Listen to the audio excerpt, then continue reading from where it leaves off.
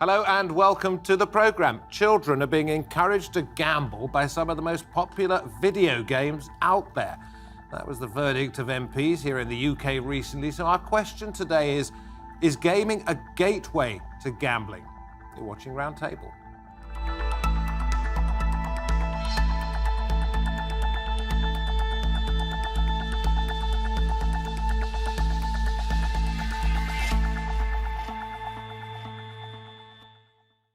Hello from me, David Foster. More than 9 in 10 children play video games here in the UK, sometimes using real-world money to gamble on virtual items. With 55,000 children classed as having a gambling problem, video gaming is coming under increasing scrutiny.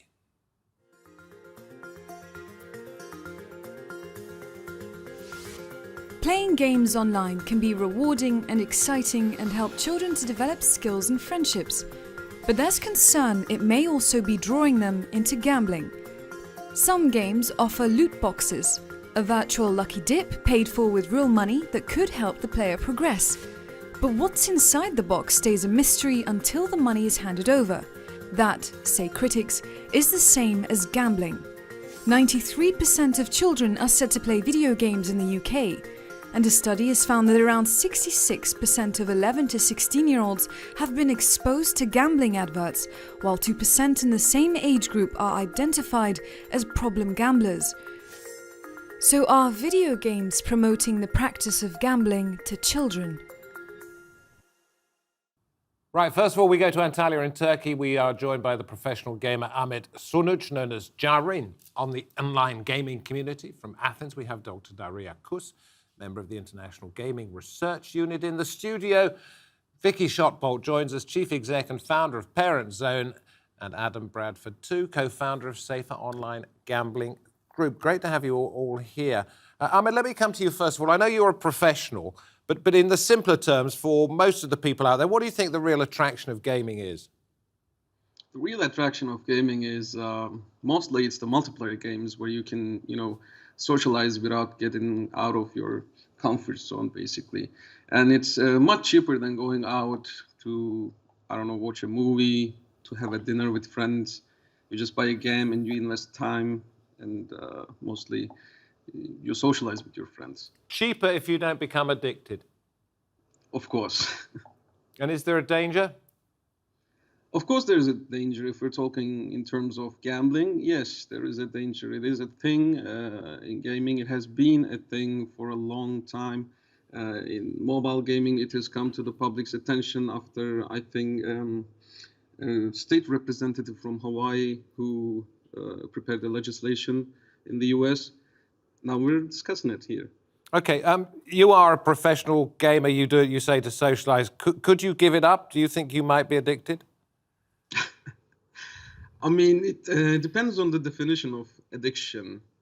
What is addiction for you? Okay, well, let's talk about that at the table here. Adam, your father was an addicted gambler. He built up huge amounts of debt. He went to prison. Do you see gaming and gambling as being intrinsically linked? I think the mechanics of the way the games work can be seen to be very similar.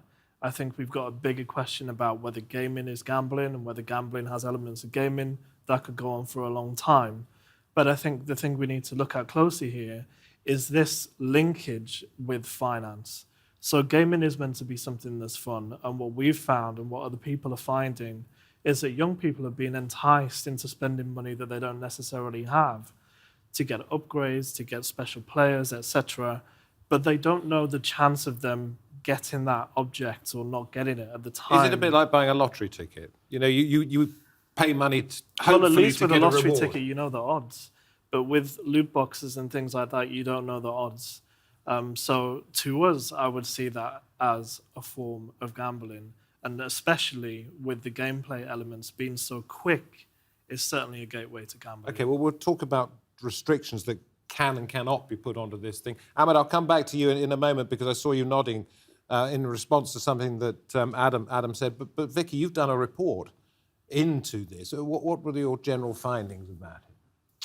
I think our general findings were that it was... The reason we did the report, I should say, is because young people think it's a problem. So young people came to us and talked to us about skin gambling, and gamers came to us. Skin gambling, help us with that. Skin gambling is when you use a virtual currency, a skin, something that you can buy in a game, as a currency to gamble with, is the shortcut. It's a complicated ecosystem, but it's not good, and gamers don't think it's good. And that's why we started looking at this whole subject area. And I think when young people themselves say to you, this is a problem, then you really have to listen. And what did they say the problem actually was? Multiple problems.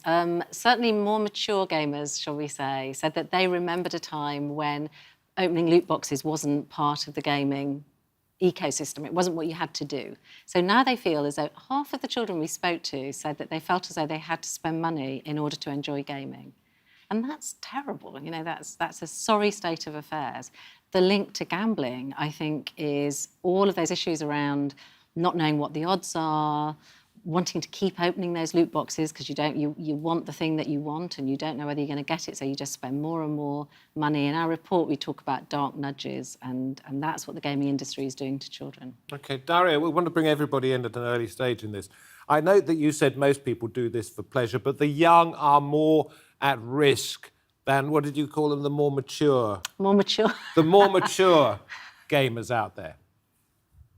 Well, that's absolutely true. I mean, you know, from a psychosocial perspective, psychosocial development happens in stages. So the younger a child is, the more likely they are to respond impulsively, the more likely it is that they're going to engage in potentially addictive behaviors. And these kinds of behaviors can be gaming and gambling related. So for them, there may be less barriers to actually engaging in paying money for games, paying money for items in the games, in contrast to older adolescents or adults who may indeed have more of a barrier in their brains, really saying, stop, this is enough, and now I'm going to quit with the game, or I'm actually not going to spend more money on in-game items. I'll go to Ahmed now, because I know you wanted to say something early on. Is there a way of spotting those that are taking advantage of young people and those that are out there simply for the fun and the hell of it? This is a business model, but there are different ways to implement it into the game.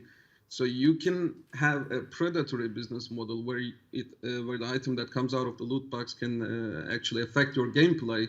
But there are some games out there you don't necessarily have to open up the loot boxes to enjoy the full experience. So those items are mostly vanity items, mostly cosmetic nature, you know. But how would you know which were the ones that were taking advantage of you? The ones that are, you know, selling the upgrades, the items that come out of the loot box that affect the gameplay, those are the ones who are actually practicing the predatory business models. Okay, and help me with this, because I don't do it. Would you recognise those as being more sophisticated in terms of their graphics because they have the revenue to spend, because they have this income stream, than those that are out there just for the hell of it, which may be slightly more amateurish? Is that another way of spotting the differences? No, it's not. It's not correlated. They're all pretty sophisticated, are they? Yes, they are. Okay, and I noticed that you said that you want to ban exploitative practices. Yes. This is exploitation for profit? Nothing but profit, really. I think, you know, I don't see the games companies investing in trying to educate players about the pros and cons of loot boxes and how they should be used responsibly. I think the practice we're seeing is that in a lot of cases, families are spending more money than they want to. I was speaking to an 11-year-old last week with his parents who came to us and said he spent almost £500 in an entire month playing on different apps on a tablet. And the parents couldn't understand how it had got to that level, but it was simply because the games are so immersive and you lose track of time, you lose track of how much you spend. Very, very similar to how gambling works. It's designed to be alluring, help you lose track of your surroundings and feel kind of safe in that environment. We've got to look at the way the games are designed as well as just these features like loot boxes. So yes, exploitation shouldn't be existing, and that's okay. Well, why... tell us more about that in just a moment. And I want to come to you, Daria. What was it you just said? It's easy to lose track of time, Adam said, and how much you spend. That's part of the narcotic effect of this, almost, isn't it? Absolutely. So really, when you're looking at the research on gaming, and especially online gaming addiction, what you'll find is that gamers who spend a lot of time gaming will find themselves in a state of flow. So the time in-game is very different to the time outside of the game. So if in-game we're thinking, maybe 10, 20 minutes have passed, and then we look at our watch and actually hours have gone by in real life or outside of the game, we realize that those games are incredibly immersive. They can take up a lot of time. They take up a lot of cognitive energy. And this is also why people really enjoy spending time with them. They're extremely entertaining. They really capture, the kind of skill levels that players have. And they match the skill levels with the level of challenge that the players experience in the game, making the games an incredibly immersive and very entertaining experience for most gamers. Whereas one marijuana joint doesn't necessarily lead to heroin addiction, spending a little bit of money on these gaming video games doesn't necessarily lead to ruination. But is there a way of checking your behaviour in this? What should you do? Absolutely, there's absolutely a way of checking your behaviour. I think, from a clinical perspective, so I used to work with gamers who came into a clinic actually with severe addiction problems.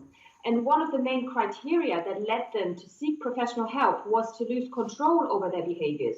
So they tried everything. They tried to speak to their parents or their significant others in terms of help. They tried to cut down the gaming time themselves. They tried to cut down the amount of money that they spend on the game, but they didn't manage to do it. So the loss of control is the main criterion that actually leads people to seek professional help. But of course, in order to qualify for an addiction, we've got a number of recognized clinical criteria that are all written down in the diagnostic manual. So for the first time in history earlier this year, the World Health Organization has recognized gaming disorder as a real pathology. So it is included in the ICD-11, the International Classification System. And psychiatrists, doctors, psychologists can over the world now use those criteria in order to diagnose a person, in order to diagnose an addictive gamer with gaming disorder, which really allows us also to provide treatment, which also gives us the impetus to do research on the topic because it's still a very young and early field.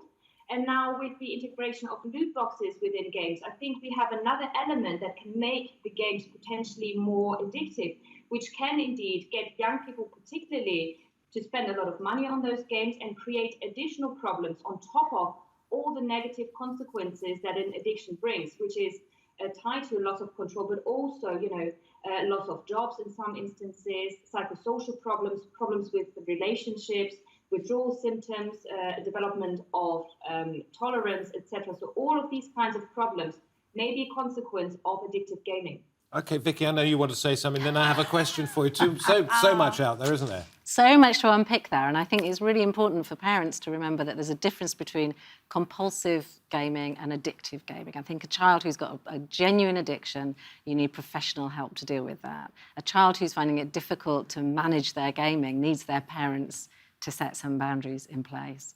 And there's a huge difference between... How do you spot the difference?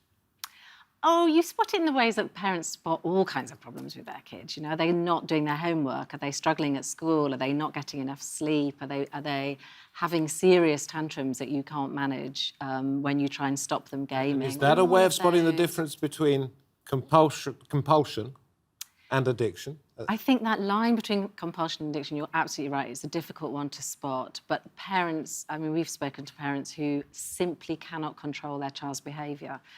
Children who won't eat, they won't stop to eat. Children who won't even take a toilet break because of their gaming. When those sorts of behaviours are that extreme. What about regulation? In other words, you're of a certain age, you can't use this game. Is that possible?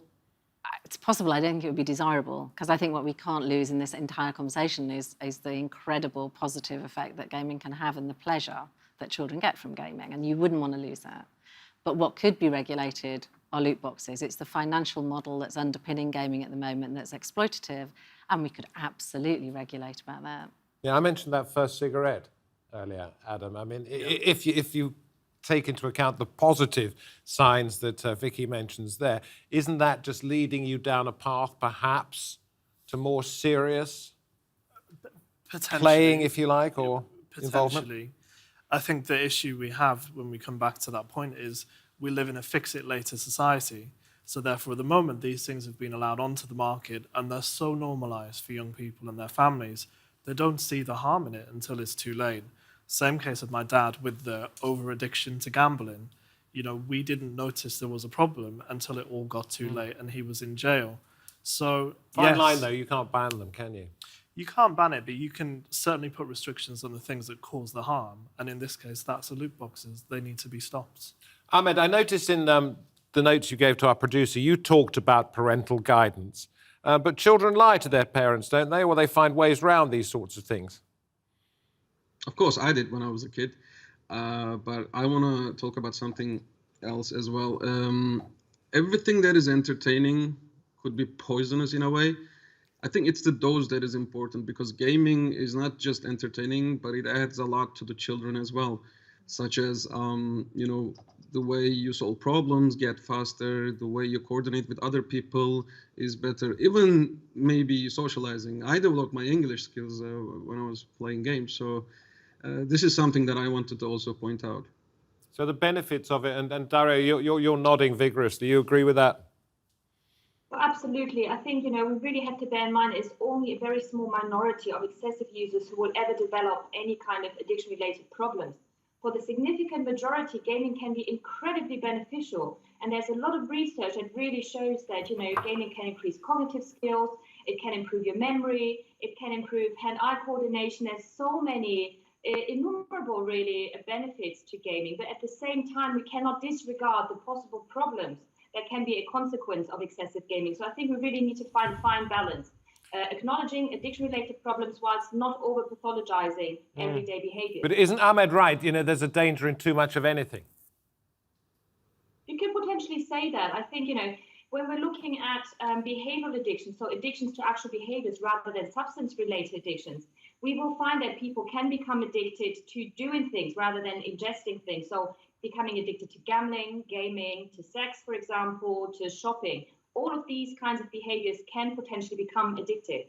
What about, this is for each one of you to consider, what about making it compulsory? And we have an international gaming world here, so international law is very difficult. But what about, let's say in the UK, making it compulsory to have a subscription to get into these loot boxes rather than clicking on them there and then? So somebody has to sign up to a contract. If it's a child, they may not have a credit card. They would have to go to their parents. What about that? I think you could, and I think, so if you take some devices, you do subscribe so that you can stream games, and what happens then is that parents put their credit card details in, and crucially, you then lose oversight of the individual purchases. And that's the bit, you really need to know what your child is spending their money on. Are they buying a new game? Are they buying an upgrade? Or are they spending the evening opening loot boxes? So we think what we need to do is to recognise that a virtual currency is a currency. And the minute you do that, loot boxes become gambling.